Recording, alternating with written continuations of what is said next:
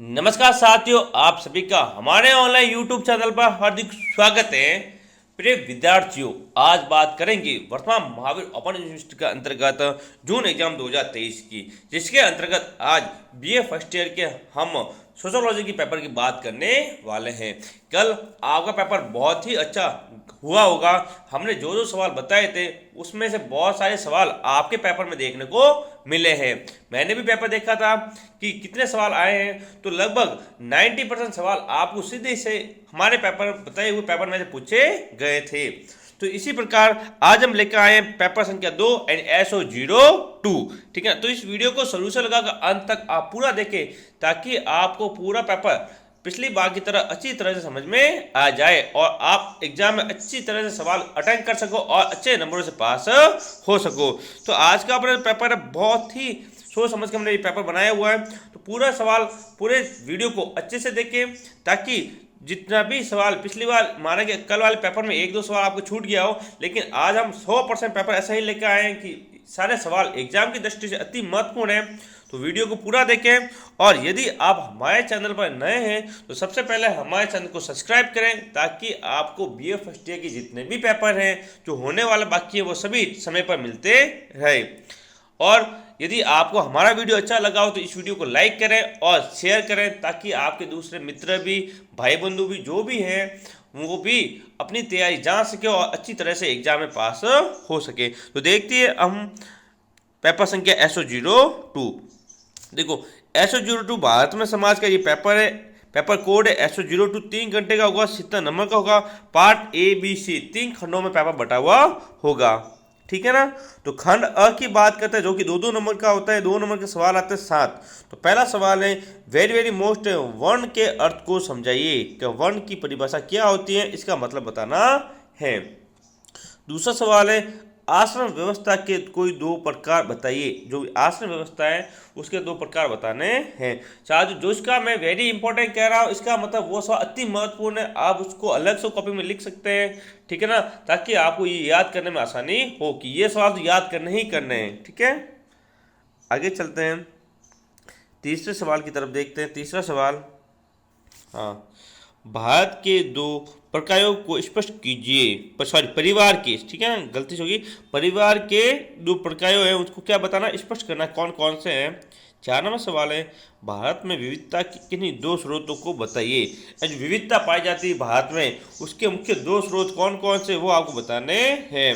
5वां सवाल है बौद्ध धर्म की 2 मुख्य विशेषता बताइए। जो बौद्ध धर्म दिया हुआ है उसकी 2 विशेषता बतानी, इंपॉर्टेंट लगा दे साथियों इसको बौद्ध धर्म में। ठीक है ना, 2 विशेषता आपको बतानी है। ठीक है ना। अगला सवाल है 6 नंबर, वो है अनुलोम विवाह किसे कहते हैं। 7वां सवाल संस्कार को परिभाषित कीजिए। साथियों गांठ बांधो, very very very very important सवाल है। संस्कार की परिभाषा दीजिए, पक्का एग्जाम में आने लायक सवाल है और 100% देखने को मिलेगा आपको। इस पर इंपॉर्टेंट कर लीजिए। ठीक है ना। इसके अंतर्गत अनुलोम विवाह से आप केवल विवाह की परिभाषा याद करना, विवाह किसे कहते हैं, विवाह। ठीक है, शादी किसे, विवाह किसे, विवाह की परिभाषा भी एग्जाम पूछी गई थी। तो देखिए अगले सवाल की तरफ, ये तो अपने 7वां अखंड के, अब बात करते खंड ब की, जिसके पहला सवाल है प्राथमिक नातेदारी का कोई एक उदाहरण देकर समझाइए। बहुत ही इंपॉर्टेंट सवाल है, प्राथमिक नातेदारी। ठीक है, नातेदारी क्या होती है इसकी भी परिभाषा याद कर लेना, पक्का एग्जाम पूछा जाएगा, आगे सवाल भी आएगा, भी बताने वाला हूँ। ठीक है ना, चलते आगे। हाँ, भारतीय समाज पर इस्लाम के प्रभाव की विवेचना कीजिए। जो भारतीय समाज है उस पर इस्लाम का क्या प्रभाव पड़ा था वो आपको बताना है।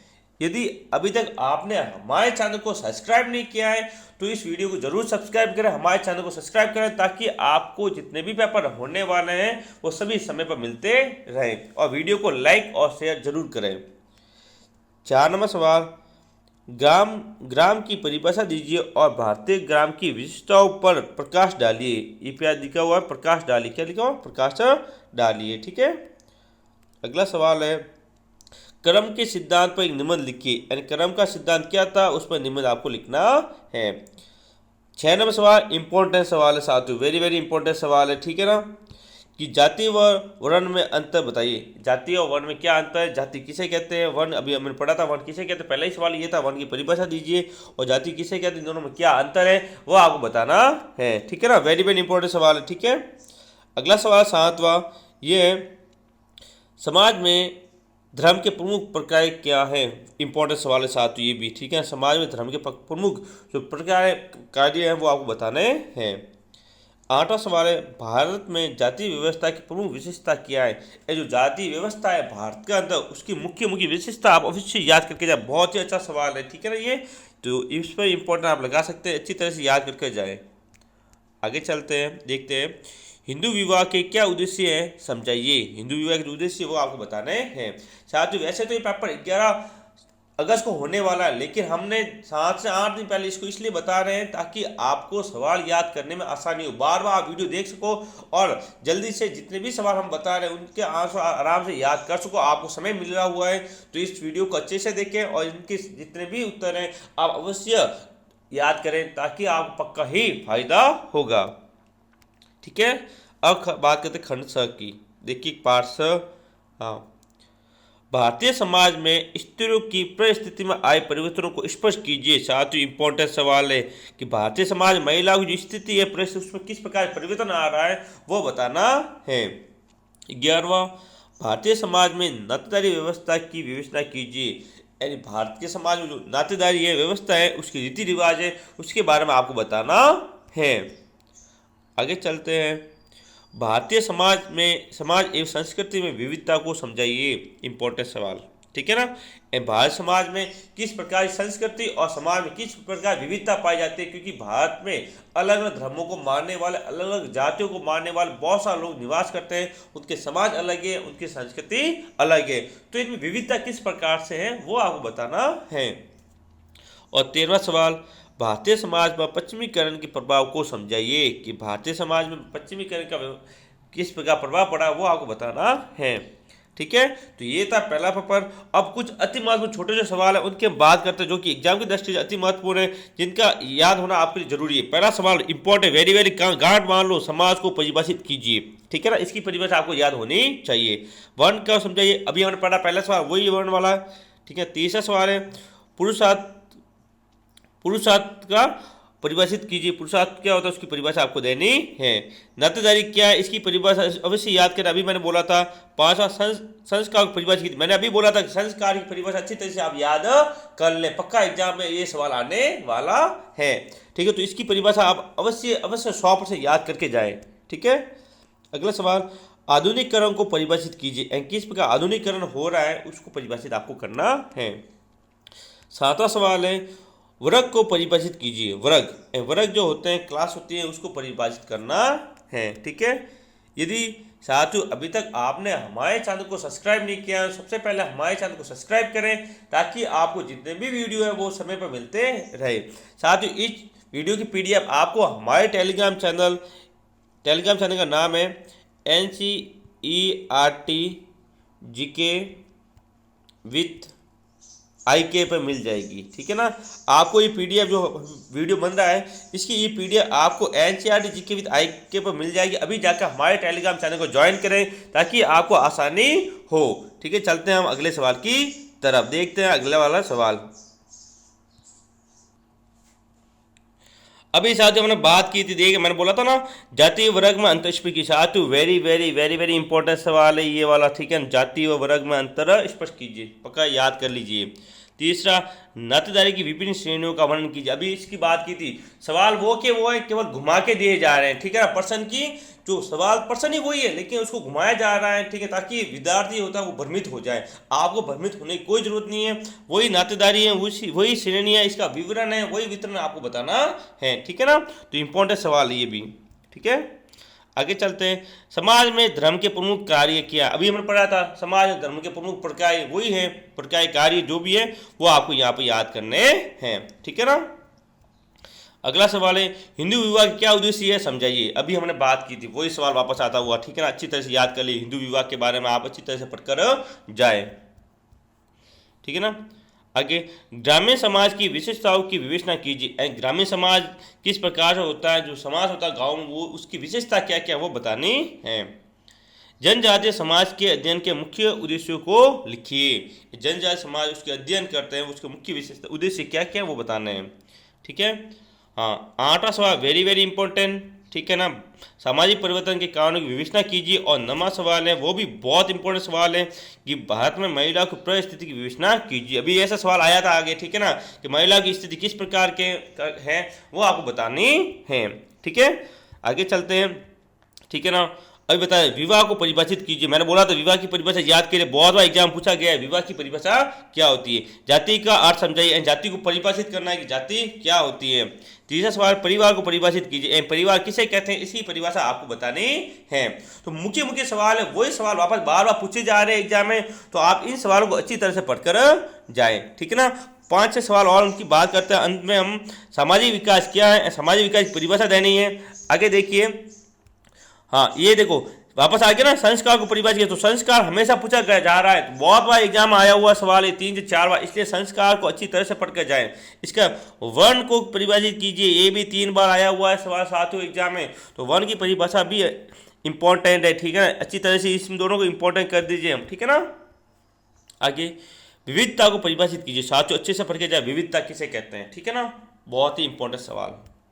अंतिम सवाल है, देखिए अंतिम सवाल, हाँ पुरुषार्थ में अर्थ से क्या तात्पर्य है। अभी पढ़ा था पुरुषार्थ किसे कहते हैं, इसकी परिभाषा आपको बतानी है। एकता को परिभाषित कीजिए, परिवार को परिभाषित कीजिए। परिवार की परिभाषा देखो वापस पूछी गई है, परिवार को अच्छी तरह से याद करना है। ठीक है ना, हाँ एक पुस्तक है वो अच्छे से याद करें, भारत में बंधुत्व संगठन नामक पुस्तक किसने लिखी, साथ इंपॉर्टेंट है। ठीक है ना, गूगल पर आपको इसका नाम मिल जाएगा। ठीक है ना, भारत की किन्हीं 2 जनजातियों के नाम लिखिए। बहुत सारी जनजातियाँ पाई जाती है भारत में, जैसे कि भील है, मीणा है, गरासिया, ठीक है ना, सहरिया। ठीक है ना, ये 4 जनजातियों के नाम मैंने अभी बता दिए, भील, मीणा, गरासिया, सहरिया, ठीक, कथोड़ी, ठीक है, सांची, ठीक है ना, कालबेलिया। बहुत सारी जनजातियाँ पाई जाती है, कोई 2 नाम आपको याद करने हैं। ठीक है, आगे नगरीकरण से आप क्या समझते हैं, और साथ ही साथ पश्चिमीकरण क्या है। अभी हमने पढ़ा था भारत में पश्चिमीकरण क्या पढ़ा, तो वही पश्चिमीकरण यहाँ पूछा गया है। ठीक है, वन व्यवस्था पर एक संक्षिप्त लेख लिखिए।